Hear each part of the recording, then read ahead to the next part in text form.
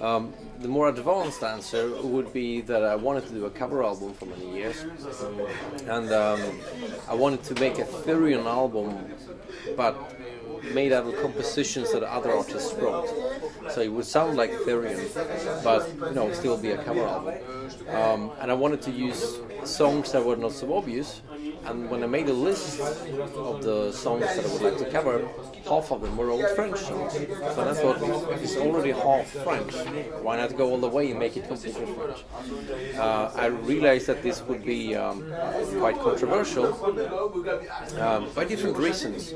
In France, controversial because you think of them as oldies, what your parents grew up to. In the rest of the world, they're not oldies, they're just very strange, obscure songs for them.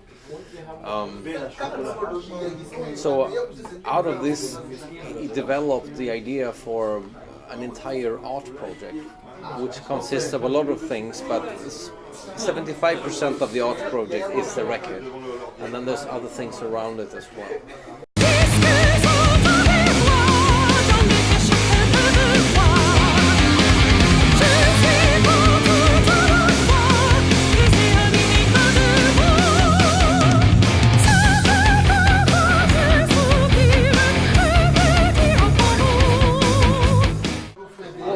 Gainsbourg, he's famous in all of Europe, I guess, if you're into alternative rock music and pop. And I had a best of CD with him or something first, compilation CD, and then somebody told me he wrote songs for other artists, so I checked out, he wrote songs for France Gall, so I discovered her.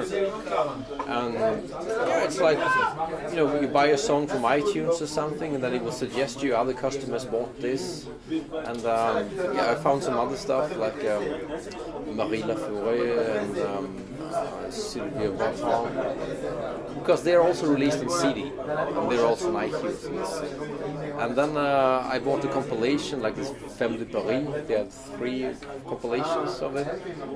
For you it's just an oldies compilation, but for us it's like very strange things. So then there was a lot of these one-hit wonders and more obscure artists. And then once I got totally into it, you start to Google around and look for artists, and I discovered there's actually some sort of underground following for this type of music outside France. People who share this perverted taste for French culture. You may not be aware of it because for you it's just regular, but if you speak about all this in a general context, you will say, Beatles, everybody liked them, Elvis or Bill Haley, the Comets, Rock Around the Clock or something like that. But when you speak about just specific French oldies, they are like the frog leg of music, I'm a vegetarian, so I wouldn't be eating frog legs anyway, but I always like this cultural things from France. But in my taste, it's just this very time period. I don't like modern French music, it's just this time period I like.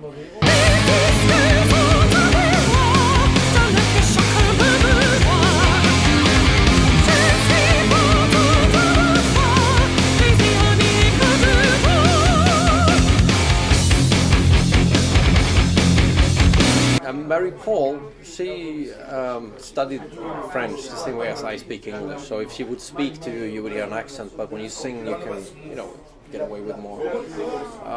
Laurie Lewis has a part of her opera training, pronunciation of certain languages. Of course, you have to learn German and Italian, but also Russian and French as an opera singer. So even though she don't speak fluent, she know how the pronunciational rules are. She made a few mistakes that we had to, somebody listened to and correct it, but 99% she just nailed it herself.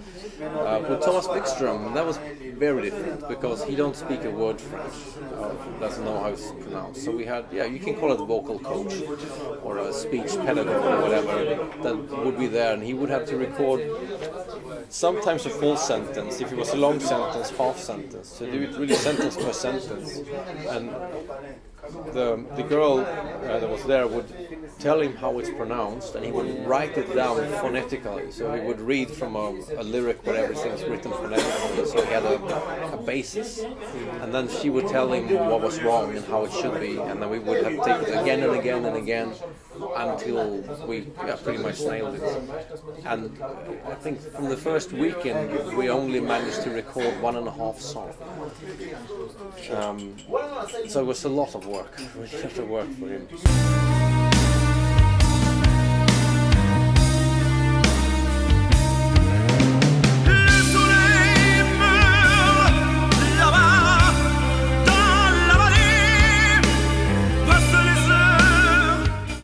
Well, the thing is, I didn't tell them what I was doing.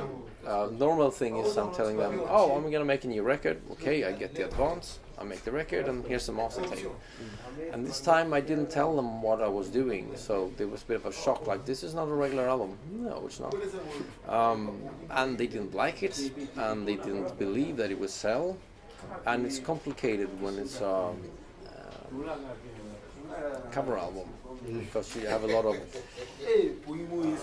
with the permissions and things, how you do it with copyright. So if they would have loved the album and really thought, oh, this is gonna sell 1 million copies, all this extra work, would have been worth it. Now they just thought it's more complicated, we don't like it, it's not gonna sell. And you have to understand it also, like, they're German, this is French, they think this is weird, it's French. That, we have a really good relation, that if you're not comfortable with this at all, I'll just pay you back the money. And you don't have to deal with this, and I release it myself. And, well, they were happy with this, so everybody's happy. So there are really no bad feelings, and this is a huge success, this album. We're selling more without their support than the last record with their support.